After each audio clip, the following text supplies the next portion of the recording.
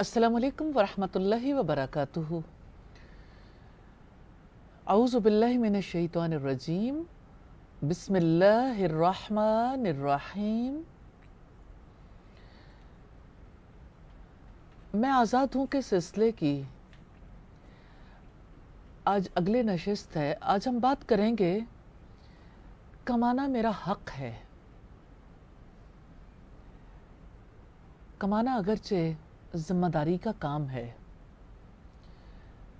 लेकिन आज के दौर में कमाने के बारे में लोग इसलिए कॉन्शियस हैं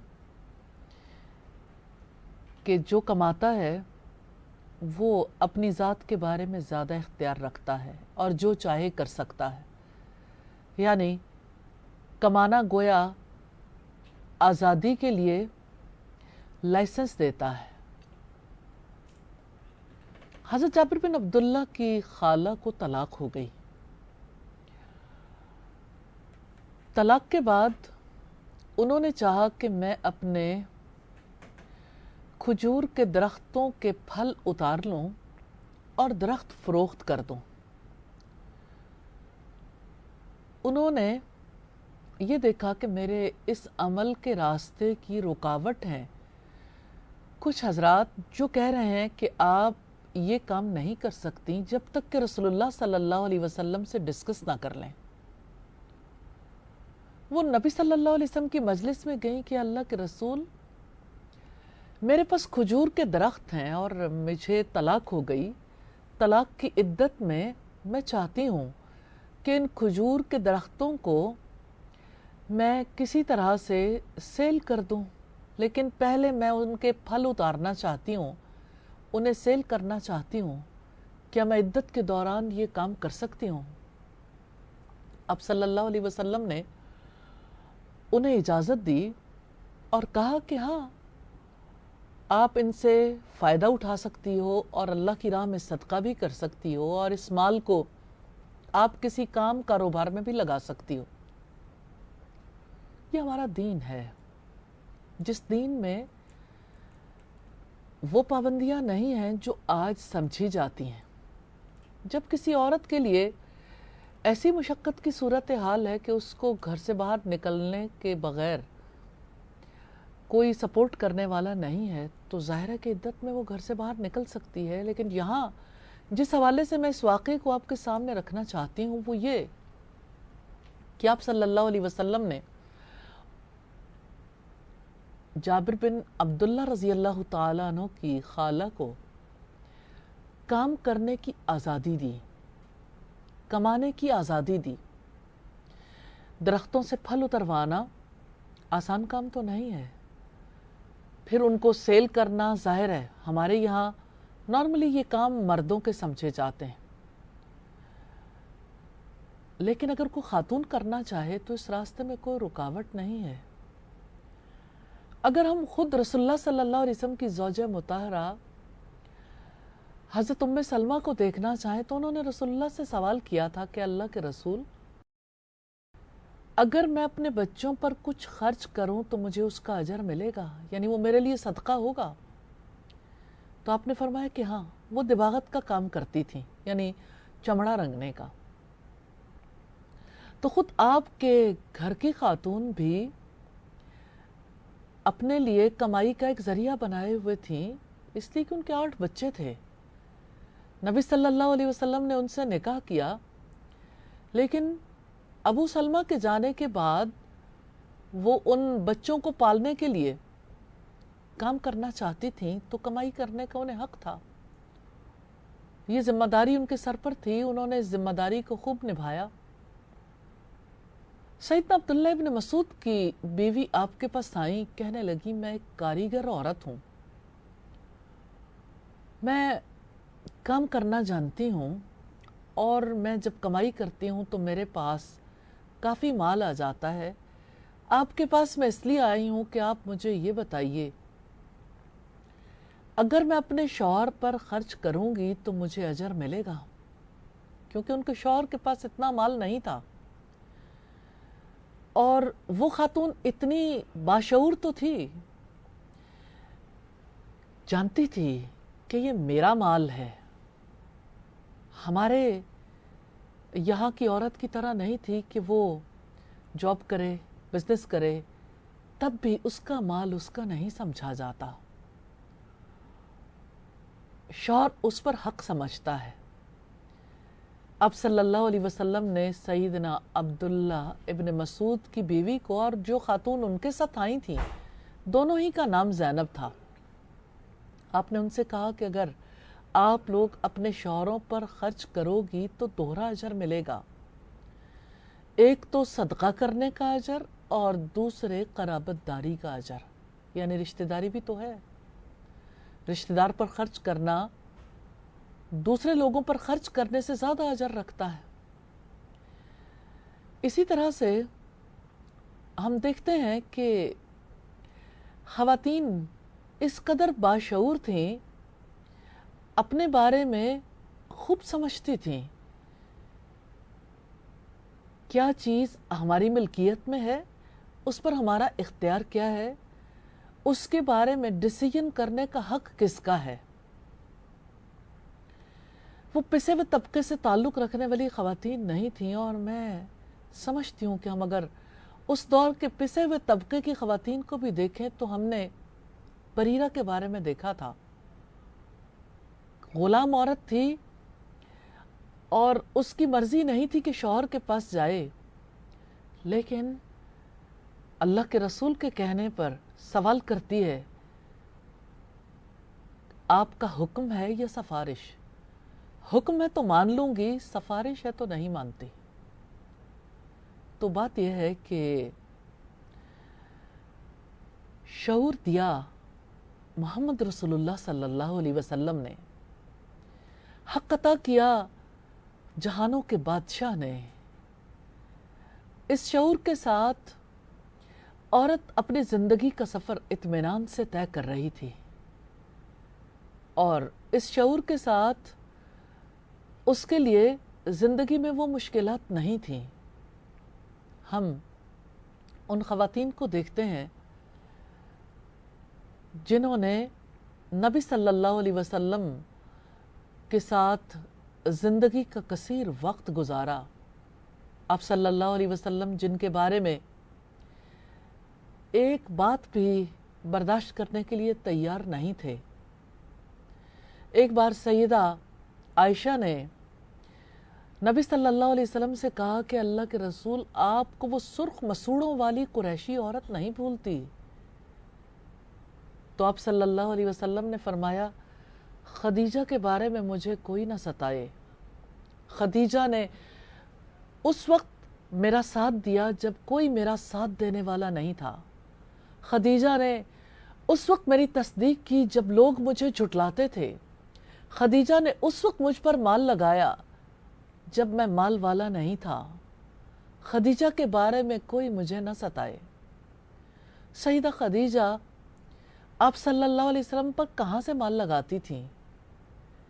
اس مال کے بارے میں ہمیں یہ تو معلوم ہے کہ ان کا جب پہلا نکاح ہوا، شوہر کا انتقال ہوا تو اس کا مال انہی کے حصے میں آیا، دوسرا نکاح ہوا، اتفاق سے اس شوہر کی بھی جلد ڈیتھ ہو گئی، ان کا مال بھی سیدہ خدیجہ کے حصے میں آیا، لیکن سیدہ خدیجہ نے اس مال کو محض کنزیوم کرنے کے لیے نہیں رکھ چھوڑا کہ اس مال سے نفع اٹھاتی رہیں، وقتی طور پر فائدہ اٹھاتی رہیں۔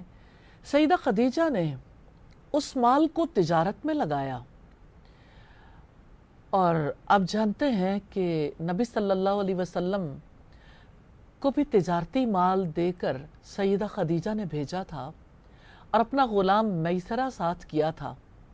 مکہ کی مالدار ترین عورت تھیں، ہر کوئی ان سے نکاح کا خواہش مند تھا، اپنے مال کو اچھے طریقے سے بزنس میں لگانا جانتی تھیں، مال سے مال کمانا خوب سمجھتی تھیں۔ سیدہ خدیجہ آپ صلی اللہ علیہ وسلم کے پاس آئیں تو انہوں نے اپنے مال میں سے کثیر مال نبی صلی اللہ علیہ وسلم کے مشن پر لگایا۔ جب عورت مال کماتی ہے صدقہ کر سکتی ہے، جب عورت مال کماتی ہے اس مال میں سے کسی کو ہبہ کر سکتی ہے، وہ حق رکھتی ہے اپنے مال پر، پھر جب اس کے پاس مال ہوتا ہے تو اس کا مال ورثے میں اس کے وارثوں تک بھی پہنچتا ہے۔ جب اس کے پاس مال ہوتا ہے تو اس مال سے وہ اپنی زندگی کے باقی معاملات چلانے کے لیے بھی مدد لے سکتی ہے۔ وہ چاہے تو رشتہ داروں کی مدد کرے، چاہے تو گھر والوں کی مدد کرے، چاہے تو اولاد پر کرے، لیکن اس کا مال ہے۔ اس کا مال جبری اس سے کوئی نہیں لے سکتا، نہ والد، نہ شوہر، نہ بیٹا۔ اپنی مرضی سے وہ دینا چاہے تو اس کا اپنا حق ہے۔ وہ اپنا حق جس طرح سے بھی کسی کو دینا چاہے، اپنے لیے وہ جائیداد خرید سکتی ہے، وہ اپنی جائیداد کو بیچ سکتی ہے۔ اس کے لیے کوئی گارڈین اسے شیلٹر نہیں دے گا۔ یعنی یہ بات نہیں کہ اگر گارڈین پرمیشن نہ دے تو وہ اپنی کوئی چیز سیل نہیں کر سکتی، اپنے لیے کچھ خرید نہیں سکتی۔ عورت آزاد ہے اپنے معاشی معاملات کو چلانے کے لیے بھی، لیکن دلچسپ بات یہ ہے کہ اسلام نے عورت کو معاشی طور پر حقوق تو دیے ہیں، لیکن اس پر ذمہ داریاں عائد نہیں کی۔ عورت کے حق کے بارے میں کہ عورت کمانے کا حق رکھتی ہے، ہم یہ بھی دیکھتے ہیں کہ کس طرح سے مسلمان خواتین نے اپنے شوہروں کا ساتھ بھی دیا ہے۔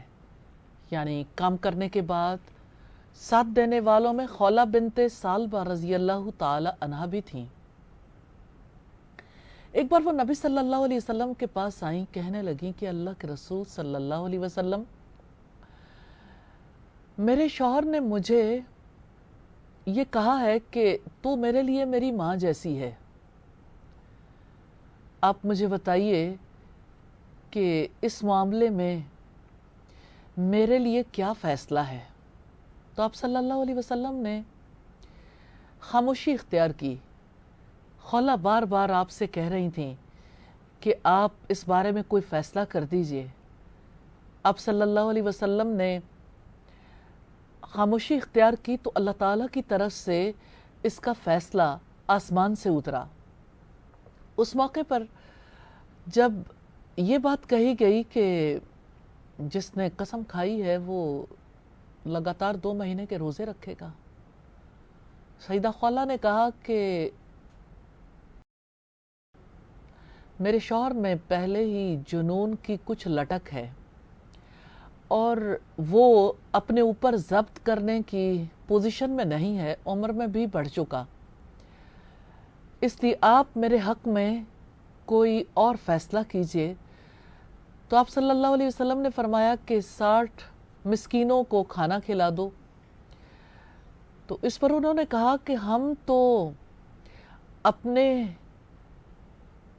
گزر اوقات کے لیے بھی تکلیف میں مبتلا ہیں، اور میں اپنے گھر کے اخراجات کے لیے اپنے شوہر کے ساتھ مدد کرتی ہوں، میں اس کا خرچ بھی برداشت کرتی ہوں، تو میرے لیے تو یہ ممکن نہیں ہے، میرے پاس اتنی یعنی میری اوقات نہیں ہے، اور میرے شوہر کے پاس اتنا نہیں ہے کہ وہ اتنے مسکینوں کو کھانا کھلا سکے۔ آپ صلی اللہ علیہ وسلم کے پاس اس وقت کہیں سے کھجوریں آئیں تو آپ نے کہا کہ یہ کھجوریں جو ہیں وہ لوگوں میں تقسیم کروا دو، چلو یہ کھجوریں لوگ مسکینوں میں بانٹ دیں۔ تو انہوں نے جواب میں کہا کہ ہم تو خود سب سے زیادہ مسکین ہیں۔ تو آپ صلی اللہ علیہ وسلم نے وہ کھجوریں اس خاندان کو دے دیں، اور یوں اس واقعے سے ہمیں یہ پتہ چلتا ہے کہ خولہ بنت ثعلبہ رضی اللہ تعالی عنہا کا یہ کہنا کہ میں اپنے شوہر کو خود کما کر دیتی ہوں، یعنی وہ خود کمائی کرنے کی پوزیشن میں نہیں ہے، یہ ثابت کرتا ہے کہ کل ایسی مشکل میں عورت کو کمائی کرنے کا حق دیا تھا اسلام نے، یعنی یہ ذمہ داری ہو گئی نا، حق نہیں ہے۔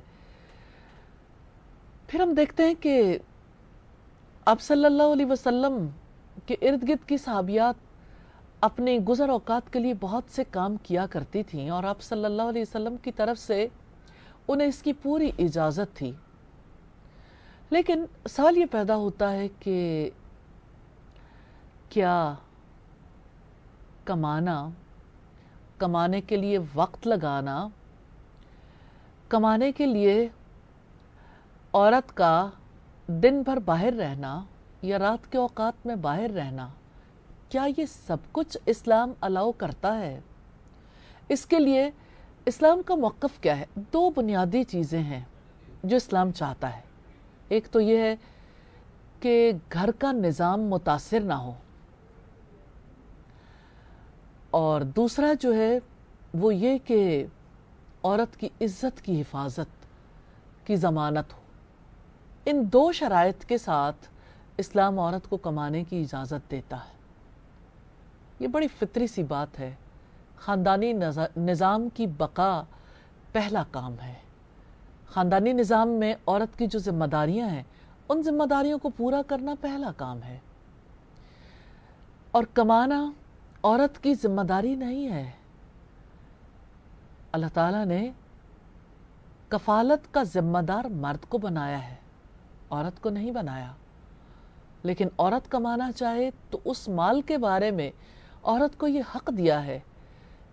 مال اس کا ہے، ملکیت اس کی ہے، ڈیسیژن بھی اس کا ہوگا.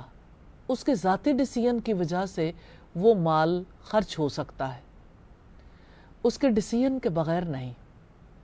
میں اس وقت کچھ مثالیں ضرور آپ کے سامنے رکھنا چاہتی ہوں کہ وہ خواتین جو جاب کرتی ہیں ان کی کیا کیفیت ہے. وہ جو اپنے گھر سے باہر نکلتی ہیں، کثیر وقت لگاتی ہیں. کراچی یونیورسٹی کی ایک ہیڈ آف دی ڈپارٹمنٹ نے یہ کہا کہ میں اپنی جاب کے سلسلے میں تقریباً 5 بجے گھر پہنچتی ہوں، لیکن جب میرا بیٹا اسکول سے آ جاتا ہے تو میرا دل میرے گھر میں، میرے بچے میں اٹکا رہتا ہے. ہر وقت مجھے یہ خیال پریشان رکھتا ہے کہ میرا بچہ اس وقت ٹی وی پر کیا دیکھ رہا ہوگا، اس وقت اس کی کیا مصروفیات ہوں گی. یہ ایک ذمہ دار عورت کے حالات ہیں جو یہ سمجھتی ہے کہ یہ وقت بچے کا تھا، یہ وقت کسی اور کو نہیں ملنا چاہیے. اسی طرح سے آپ دیکھیے کہ وہ خواتین جو ابتدا میں جاب کرتی ہیں، وہ لڑکیاں جو جاب کرتی ہیں، ان کے مسائل اپنی جگہ پر ہیں. لیکن میں ایک ایسا مسئلہ آپ کے سامنے رکھنا چاہتی ہوں جو نارملی انڈر ڈسکشن نہیں آتا. اسلامیہ یونیورسٹی بہاولپور کے تحت ایک ریسرچ میں نے کنڈکٹ کروائی تھی ان خواتین کے بارے میں جو جاب کرتی ہیں، ان کے جو پرابلمز ہیں ان کو ڈائیگنوز کرنے کے لیے کہ وہ اس وقت سیٹسفائیڈ ہیں، اچھا فیل کرتی ہیں، یا جاب کی وجہ سے وہ اطمینان والی زندگی بسر نہیں کر رہی. ریسرچ کے نتائج بہت عجیب تھے. ان میں ایسی خواتین بھی تھیں جن کو جاب کرتے ہوئے 10 سال گزر گئے تھے، 15 سال گزر گئے تھے، 20 سال گزر گئے تھے. خواتین کی میجورٹی ایسی تھی جو شادی شدہ نہیں تھی. ان سے جب یہ سوال کیا گیا کہ آپ نے اپنا گھر کیوں آباد نہیں کیا، تو انہوں نے کہا کہ ہمارے پیرنٹس ہمیں سونے کے انڈے دینے والی مرغی سمجھتے ہیں، اس وجہ سے ہم نکاح کرنے کے قابل ہونے کے باوجود نکاح نہیں کر پائیں. گھر میں جو بھی رشتہ آتا تھا اس رشتے کے بارے میں ایسی خرابیاں ہمارے سامنے رکھی جاتی تھیں کہ ہم کوئی ڈیسیژن نہیں لے سکتے تھے، اور ڈیسیژن کرنے کا ہمیں اختیار نہیں دیا گیا تھا، جس کی وجہ سے ہمارے لیے وقت جب گزرتا چلا گیا تو اب ہم ایک ایسے موڑ پر آ گئی ہیں جہاں ہمیں کوئی قبول کرنے کے لیے تیار نہیں ہے. پنجاب سے تعلق رکھنے والی ایک ڈاکٹر نے مجھے بتایا کہ اللہ تعالیٰ نے مجھے توفیق دی، میں نے میڈیکل ایجوکیشن کمپلیٹ کی تو میرے رشتے آنے شروع ہو گئے. تو میرے پیرنٹس نے کہا پہلے ہاؤس جاب کر لو. میں نے ہاؤس جاب کر لیا تو انہوں نے کہا جاب کر لو. جب میں نے جاب کی تو انہوں نے کہا کہ ابھی تو کافی وقت ہے، لیکن یہی دن ہوتے ہیں جب تم اسپیشلائزیشن کر سکتی ہو. اسپیشلائزیشن پہلے کر لو، بعد میں بہت مشقت ہو جاتی ہے. کہتے ہیں کہ ہر آنے والا رشتہ جو ہے وہ اسی طرح سے رد کر دیا جاتا کہ ابھی میں پڑھ رہی ہوں، ابھی میں اسپیشلائزیشن کر رہی ہوں، ابھی میں جو ہے وہ اس کو پسند نہیں کر رہی. کہتی ہیں کہ اب میں ایک ایسے موڑ پر ہوں جہاں پہ بہت تکلیف میں مبتلا ہوں کہ آخر وہ والدین جو مجھ سے محبت کرتے تھے، جنہوں نے میری تعلیم کے اوپر اتنا سرمایہ بھی لگایا، اب وہی والدین میری زندگی کے بارے میں ڈیسیژن کرنے سے کیوں ریلکٹنٹ ہے. تو میں نے اپنے والدین سے ایک روز طے کیا کہ میں بات کرتی ہوں. جب میں نے ان سے بات کی تو انہوں نے کہا بیٹا ہم نے آپ پر اتنا سرمایہ اس لیے نہیں لگایا تھا کہ آپ ڈاکٹر بننے کے بعد کسی دوسرے خاندان کو فائدہ پہنچا دو. اس اپروچ کے ساتھ جب کوئی لڑکی جاب کرتی ہے، جب کوئی لڑکی بزنس کرتی ہے، کوئی عورت بزنس کرتی ہے، تو اس کا مال نہیں سمجھا جاتا. اس کا مال یا تو والدین کا ہوتا ہے یا پھر بعد میں شوہر کا ہوتا ہے، اور اگر مال اس کے پاس ہو بھی تو اس کے بچوں کے ذریعے سے وہ مال نکلوا لیا جاتا ہے. اور سبب یہی ہے کہ لوگوں کے مائنڈ سیٹ ایسے ہو گئے، ان کی مائنڈ کی پروگرامنگ ایسی ہے کہ وہ سمجھتے ہیں کہ عورت ملکیت کا حق نہیں رکھتی. اس وجہ سے وہ کمانے کی مشین تو بن جاتی ہے، وہ دن میں محنت کرتی ہے کمانے کے لیے، گھر پہنچتی ہے تو گھر کی ذمہ داریاں اسی کی ذمہ داریاں سمجھی جاتی ہیں.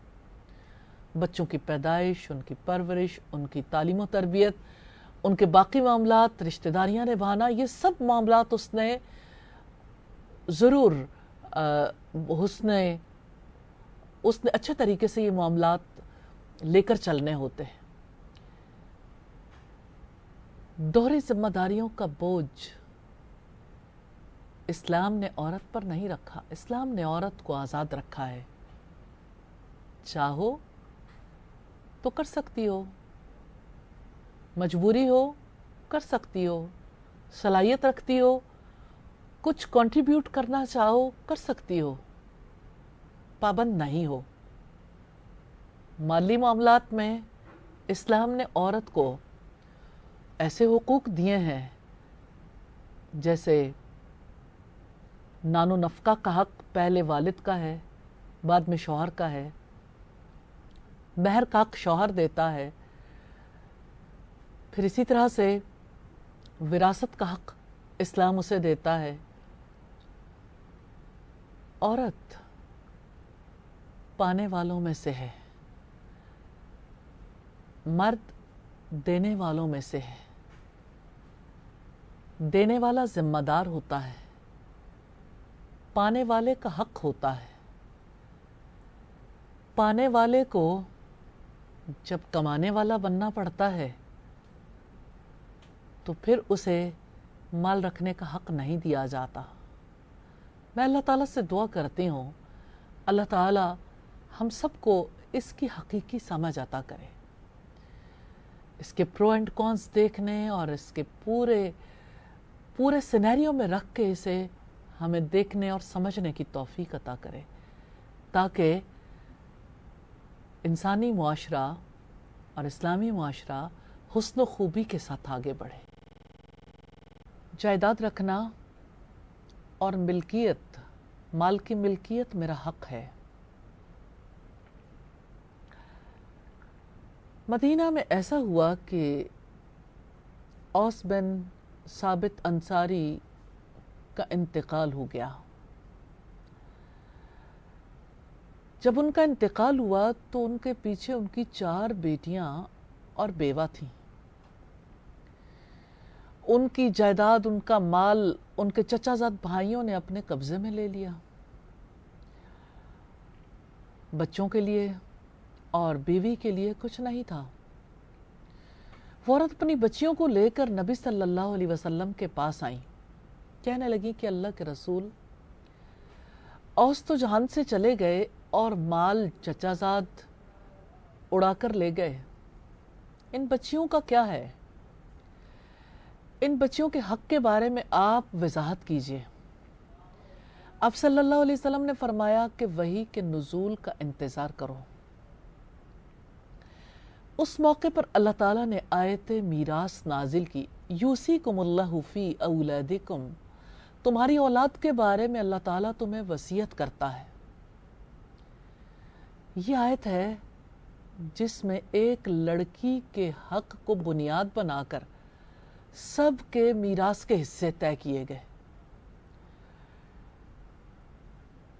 मिल्कियत के हक के लिए पहली बात जो हमें मिलती है वो ये कि औरत मीरास में से हिस्सा पाती है, औरत नानो नफ़का का हक रखती है तो नानो नफ़का से उसे माल मिलता है, औरत महर का हक रखती है तो महर का माल उसे मिलता है, औरत तिजारत करे या औरत कोई जॉब करे तो उसे जो माल मिलता है, ये सारा माल जो उसके पास मुख्तलिफ़ तरीक़ों से आया, ये सारा माल उसका है।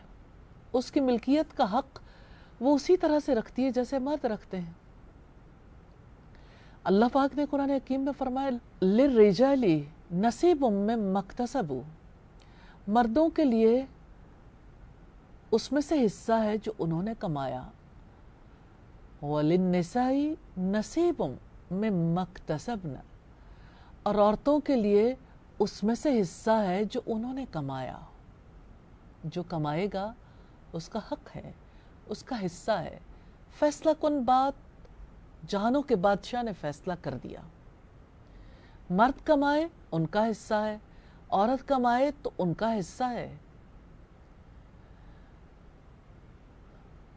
औरत माल पर मिल्कियत का हक रखती है। वो अपने माल में से हिबा कर सकती है, वक्फ कर सकती है, अपने माल में से सदका कर सकती है, अपने माल को जहाँ चाहे खर्च कर सकती है, अल्लाह ताला की हुदूद का ख्याल रखते हुए, जो हुदूद मर्द के लिए भी हैं। मालदारी की बात देखना चाहें तो हमें तारीख़ इस्लामी में बहुत मालदार ख़वातीन मिलती हैं जिनके पास उनके शौहर का माल नहीं, ज़ाती माल था। जैसे सैयदा खदीजा रज़ी अल्लाह ताला अन्हा मक्का की इंतहाई मालदार खातून थी। हमें मदीना में ऐसी ख़वातीन का तज़किरा मिलता है जिनके पास सहाबा कराम जुम्मे के दिन नमाज के बाद खाना खाने के लिए जाया करते थे। वो चुकंदर बनाती थीं और सब लोग उनके पास खाना खाते थे। बहुत मेहमान नवाज खातून थीं। उनकी अपनी ज़मीन थी जिसमें वो सब्ज़ी और मुख्तलिफ़ चीज़ें उगाया करती थी। अपनी ज़मीन रखना, ज़मीन में कुछ उगाना, ये अगर मर्द का हक़ है तो औरत का भी हक़ है। औरत माल किसी भी फॉर्म में रख सकती है, जैसे जायदाद की सूरत में, जैसे आपके पास कोई प्लॉट हो सकता है, घर हो सकता है, कोई फैक्ट्री हो सकती है, कोई और ऐसी चीज़। इसी तरह से ज़ेवरात है, इसी तरह से किसी भी फॉर्म में, करेंसी की फॉर्म में या किसी भी फॉर्म में माल रखना, मिल्कियत में रखना औरत का भी हक़ है जैसे मर्द का हक़ है। हक़ की बात यहाँ इसलिए वाज़े करना चाहती हूँ कि जिसका हक़ होता है वो उस हक़ को इस्तेमाल कर सकता है, उस हक़ के मुताबिक वो खर्च कर सकता है। तो औरत को इस्लाम ने ये राइट दिया है। मुझे कभी कभी हैरत होती है उन ख़वातीन पर जो आके सवाल करती हैं कि क्या हम अपने ज़ेवर की ज़कात खुद देंगी, ये तो हमारे शौहर का काम है। शौहर अपनी आज़ाद मर्ज़ी से देना चाहे तो बहुत अच्छा है, दे सकता है, लेकिन असलन ये ज़िम्मेदारी तो औरत की है। माल रखना अगर जुर्म होता तो माल पर ज़कात ना होती। हमारे कुछ ऐसे दीनदार लोग भी हैं जो माल रखने को जुर्म समझते हैं। फिर जब अपनी मिल्कियत में कोई चीज़ हो तो जुर्म नहीं होती, लेकिन ख़वातीन का माल रखना एक जुर्म बन जाता है, क्योंकि इससे घरेलू ज़िंदगी में इंतशार पैदा होता है। उनका ख्याल ये है कि अगर निकाह किया है तो अब जो कुछ बीवी के पास है वो मर्द का है। ये बहुत बड़ी गलत फहमी है हमारी सोसाइटी की। असलन अगर आप देखें तो अरबों के यहाँ भी ये गलत फहमी पाई जाती थी। अरब ये समझते थे कि जो माल औरत का है, जब तक वो बाप के घर है तो वो माल बाप के कब्ज़े में रहेगा, जब शौहर के पास जाएगी तो शौहर के कब्ज़े में रहेगा। मिसाल के तौर पर अगर हम उन कभी रस्मों को देखें जो आज हमारे यहाँ जारी हैं, उनमें भी पीछे कहीं माल आ जाता है। जैसे मैं 3 बुनियादी चीज़ें ज़रूर आपके सामने रखना चाहूँगी। एक ऑनर किलिंग। ऑनर किलिंग के लिए पूरा एक माहौल पैदा किया जाता है। उस माहौल में लड़की को मुजरिम बनाया जाता है। अपनी बेटी, अपनी बहन को साबित किया जाता है कि वो पाक जिंदगी नहीं गुजार रही, लेकिन पीछे क्या बात होती है? लड़की बाप के छोड़े हुए माल में से अपना हक चाहती है। तो जब माँ के मनाने पर बेटी नहीं मानती, भाई के मनाने पर बहन नहीं मानती, तो फिर मिलजुल कर उसे कत्ल कर दिया जाता है और उसे ऑनर किलिंग का नाम देके गैरत को लोगों के सामने रखा जाता है और पीछे माल पर कब्जे की जो हिर्स है वो किसी के सामने आ नहीं पाती। मैं इस चीज़ को भी आपके सामने रखना चाहती हूँ कि कल ऐसी बच्ची जो किसी अरब के यहाँ पैदा होती थी, जिस बच्ची को ज़िंदगी का हक मिल जाता था, उसके लिए लोग मुबारकबाद भी देते थे। मुबारकबाद देते हुए कहते थे, हनी अल्लाह का नाफिजा, मुबारक हो कि आपके घर में माल वाली आई है। यानी अब ये बच्ची जिस वक्त जवान होगी, इसका निकाह होगा, तो आप इसका महर ले लोगे। महर में चूंकि ऊँट मिलते थे ज़्यादा, इस वजह से ऐसी बच्ची को अन्नाफिजा कहा जाता था। तो उनके यहाँ ये कभी रस्म थी कि महर की रकम शौहर से वसूल कर ली जाती और लड़की को नहीं दी जाती थी, बाप उसे अपने कब्जे में ले लेता था। सैकड़ों बरस बीत गए, जाहिलियत तो आज भी जारी है। आज भी इसी तरह से महर के बारे में कितने ही लोग गलत फहमी में मुब्तला हैं। या तो माँ बाप के पास चला जाएगा, बसूरत दीगर महर मुअज्जल और महर मुअज्जल की, यानी जो 2 किस्में बताई जाती हैं, उनके घन चक्कर में या तो औरत का महर उसे दिया ही नहीं जाता, और अगर उसे दिया जाए तो उसके बारे में ये बात अपनी जगह पर होती है कि किसी न किसी तरह से उससे ये रकम ले लेनी। फिर हम देखते हैं कि एक निकाह जिसे निकाह शिगार कहा जाता है, ये निकाह भी इसी मकसद के लिए किया जाता था कि 2 लड़कियों का महर दोनों वालिदैन को अदा न करना पड़े। सैयदना अब्दुल्लाह इब्न अब्बास के बेटे अब्बास ने अपनी बेटी का निकाह अब्दुर्रहमान बिन हकम के बेटे से किया। उन्होंने अपनी बेटी का निकाह अब्बास के बेटे से किया। ये खबर जब सैयदना मुआविया को पहुंची तो उन्होंने गवर्नर मदीना मरवान को लिखा कि इनके दरमियान तफरीक करवा दी जाए, क्योंकि निकाह शिगार जायज़ नहीं है। सैयदना अब्दुल्ला इब्न अम्र निकाह शिगार से रोकते थे, क्योंकि निकाह शिगार जिसे हमारे यहाँ वट्टा सट्टा कहा जाता है। तो वट्टे सट्टे की शादी के पीछे क्या है?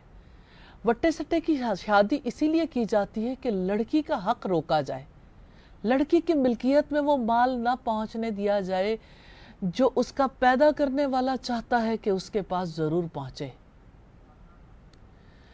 फिर एक और रस्म है जिसे वन्नी कहा जाता है। इंतहाई तकलीफ दे। एक और नाम भी है इसका, शायद स्वार इसे कहा जाता है।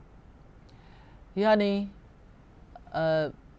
अगर लड़की के वालिद ने कोई जुर्म किया या भाई ने कोई जुर्म किया तो दूसरे कबीले के लोग ये चाहते हैं कि इसके बदले में मुआफ़ी तब हो सकती है अगर अपनी बेटी जो है वो इसके बदले में हमें दे दो।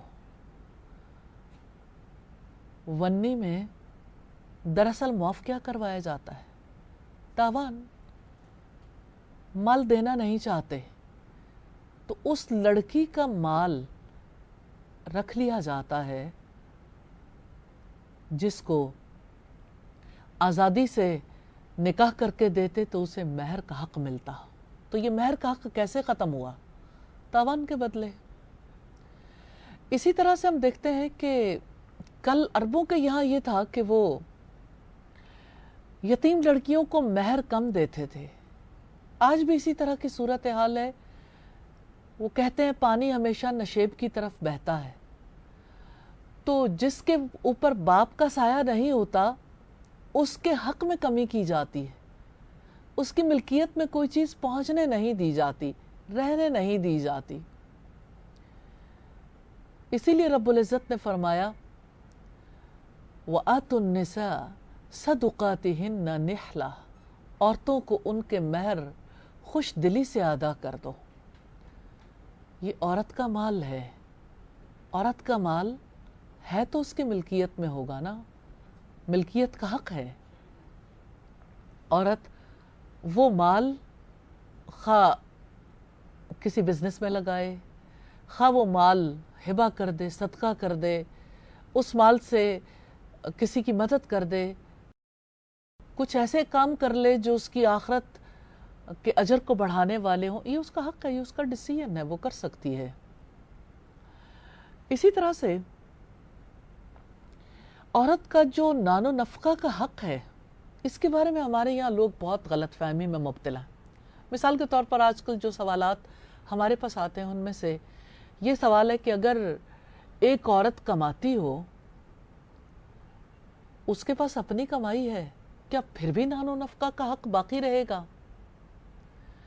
इसको समझने की ज़रूरत है कि नानो नफ़का का हक औरत को क्यों दिया गया। नबी सल्लल्लाहु अलैहि वसल्लम ने इसकी जस्टिफिकेशन दी थी कि औरतें तुम्हारे पास ज़मीन की तरह हैं, तुम इन्हें अल्लाह के नाम पर अपने लिए हलाल करते हो, इसलिए औरत को वही कुछ खिलाओ जो खुद खाते हो, वही कुछ पहनाओ जो खुद पहनते हो। इनके बारे में अल्लाह ताला से डरो। नबी सल्लल्लाहु अलैहि वसल्लम अपनी ज़िंदगी के आखिरी मोड़ पर भी सबसे ज़्यादा फ़िक्रमंद ग़ुलामों और औरतों के लिए थे, क्योंकि ऐसी कौम से हक दिलवाया था, ऐसी कौम की ग़ुलामी से आज़ाद किया था जो औरत को जीने का हक नहीं देती थी, तालीम का हक नहीं देती थी, जो औरत को माल रखने का हक नहीं देती थी। मेहनत करने की जिम्मेदारी तो उस पर थी, लेकिन जो कुछ वो लेके आती वो उसका हक नहीं होता था। मिशिगन में एक खातून मुसलमान हुई, एक मुसलमान मर्द के साथ उसका निकाह हो रहा था। निकाह के मौके पर इमाम साहब ने क्लियर किया कि औरत को हक महर दिया जाता है। उस औरत ने कहा कि क्या मर्द जैसे हक महर देगा औरत भी देगी? तो उन्होंने कहा नहीं, ये औरत का हक है। ये बात सुनकर वो दंग रह गई कि इस्लाम औरत को हर जगह कैसे प्रोटेक्ट करता है, उसको कैसे तहफ़्फ़ुज़ देता है, उसको कैसे हुकूक देता है। अब अगर हम देखना चाहें कि औरत किस किस तरह से मिल्कियत का हक रखती है, तो मीरास से उसे माल मिलता है, उसे नानो नफ़का वालिद की तरफ से मिलता है, शौहर की तरफ से मिलता है। फिर अगर शौहर का इंतकाल हो जाए तो बेटे की तरफ से। फिर अगर आप देखिए महर का हक उसे मिलता है तो महर का माल उसका माल है। پھر اگر وہ کچھ کمانا چاہے، کاروبار کرنا چاہے، تجارت کرنا چاہے، تو اس کا مال اس کا ہے، اس کے اوپر کفالت کی ذمہ داری نہیں ہے، لیکن ہر جانب سے اس کو حق ضرور مل رہا ہے۔ تو یہ ہمارا دین ہے جس نے ملکیت کا حق دیا، جس نے خرچ کرنے کی آزادی دی۔ ہاں، حدود برابر کی ہیں، عورت کے لیے بھی، مرد کے لیے بھی۔ عورت اس بنیاد پر اپنے آپ کو افضل ثابت نہیں کر سکتی۔ دو معاملات مجھے ہمیشہ بہت عجیب لگتے ہیں۔ ایک تو یہ، ہم جیسے پہلے بات کر رہے تھے کہ عورت اگر کمائے تو کیا پھر بھی اسے نان و نفقہ کا حق دیا جائے گا؟ تو نبی صلی اللہ علیہ وسلم کی وضاحت کے مطابق نکاح کی وجہ سے چونکہ عورت نے اپنے آپ کو سپرد کیا ایک مرد کے، اس وجہ سے مرد اس کو نان و نفقہ دینے کا پابند ہے۔ اب اگر کوئی یہ کہے کہ اس کے پاس اپنا مال ہے، تو اپنا مال ہونا آپ کے فرض کو ختم نہیں کرے گا۔ عورت اگر صاحب حیثیت ہے تو مرد کی ذمہ داری ہے، وہ اسے کوئی خادم کو ملازم بھی رکھ کر دے گا اس کی حیثیت کے مطابق۔ اگر وہ جوائنٹ فیملی میں کسی طور پر رہنا نہیں چاہتی تو اس کو الگ گھر بھی لے کر دے گا۔ حنفی فقہ کے مطابق تو گھر کا کام کرنا بھی عورت کی ذمہ داری نہیں ہے، یعنی اگر وہ حسن سلوک کے طور پر کرنا چاہے، اجر کے لیے کرنا چاہے تو کر سکتی ہے۔ لیکن میں سمجھتی ہوں کہ ان معاملات میں حدود کے اندر ہی رہنا چاہیے۔ اللہ تعالیٰ ہم سب کو توفیق دے کہ عورت اگر گھر بھی نہیں سنبھالے گی، گھر کی ذمہ داریوں کو بھی پورا نہیں کرے گی، تو مرد پر کیا یہ ناروا بوجھ نہیں ہو جائے گا؟ ہاں، مفاہمت کے ساتھ زندگی کی گاڑی کو آگے بڑھانا چاہیے۔ اسی طرح سے دوسری بات جو مجھے بہت عجیب لگتی ہے، شاید آپ کو بھی عجیب لگے، کہ کیا عورت کماتی ہے تو اس کے باوجود بھی مرد قوام رہے گا؟ مرد کماتا نہیں، عورت کماتی ہے، خرچ بھی عورت کرتی ہے، گھر کے نظام کو بھی عورت لے کے چلتی ہے، کیا ایسی صورت میں بھی اس کی قوامیت برقرار رہے گی؟ قوام ہونے کا مطلب، پہلی بات تو یہ ہے کہ ہمیں سمجھنا چاہیے، اس کا مطلب یہ نہیں ہے کہ کوئی خاص قسم کی فضیلت مل گئی ہے۔ یہ اسی طرح کا معاملہ ہے جیسے ہر ادارے کا ایک سربراہ ہوتا ہے تو خاندان کا سربراہ مرد ہے۔ ڈیسیژن میکنگ میں اس کا رول ختم نہیں ہوگا، چاہے عورت کمائے یا نہ کمائے، ہر دو صورت میں، چاہے عورت اس ذمہ داری کو اپنے کاندھوں پہ لاد لے یا نہ لادے۔ خاندان کے ادارے کا سربراہ مرد رہے گا، عورت اس کے ساتھ مفاہمت کے ساتھ چلے گی، جو مرد کی ذمہ داریاں ہیں وہ مرد ادا کرے گا، جو عورت کی ذمہ داریاں ہیں ان کو عورت ادا کرے گی۔ ہاں، عورت کو اللہ رب العزت نے قیمتی قرار دیا ہے، عورت کا، اس کے حقوق کا تحفظ کیا ہے، اسے کہیں بھی ناروا بوجھ تلے نہیں دبایا، اس پر ایسی ذمہ داریاں نہیں ڈالی جن کی وجہ سے وہ پس کر رہ جائے۔ وہ بھی اسی طرح آزاد ہے جیسے مرد آزاد ہے۔ اللہ تعالی ہمیں سمجھنے کی توفیق عطا فرمائے۔ سبحانک اللہم و بحمدک نشہد ان لا الہ الا انت نستغفرک و نتوب الیک۔ السلام علیکم ورحمۃ اللہ وبرکاتہ۔